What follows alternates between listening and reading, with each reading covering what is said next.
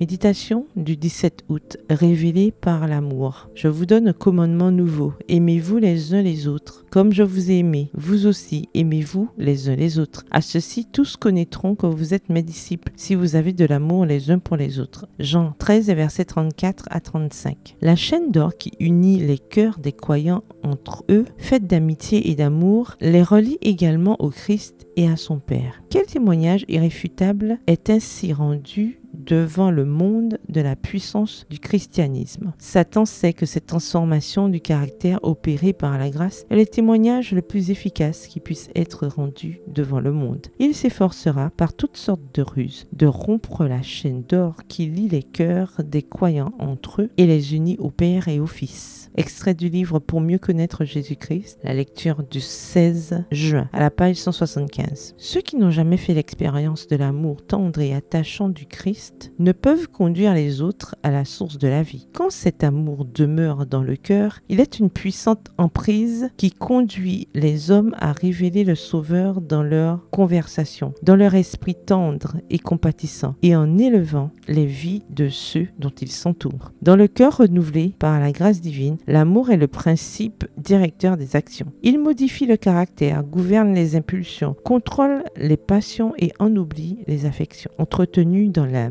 cet amour adoucit la vie et répand une influence qui purifie. Extrait du livre Conquérant Pacifique au chapitre 54, aux pages 408 et 409. Quiconque aime Dieu par-dessus tout et son prochain comme soi-même travaillera en se rappelant sans cesse qu'il est en spectacle au monde et aux anges, substituant la volonté de Dieu à la sienne propre. Il manifestera dans sa vie la puissance transformatrice de la grâce du Christ. Il se laissera guider par l'exemple du Christ en toutes circonstances. Tout véritable ouvrier de Dieu pratiquant le renoncement est disposé à dépenser et à se dépenser pour le bien d'autrui. Par des efforts ardents et intelligents pour venir en aide aux nécessiteux, un vrai chrétien montre son amour pour Dieu et pour ses semblables. Il se peut qu'il perde la vie au service. Il la retrouvera quand le Christ viendra rassembler ses joyaux. Extrait du livre Message choisi au volume 1 au chapitre 8 à la page 100. Bonne soirée, que l'Éternel vous bénisse.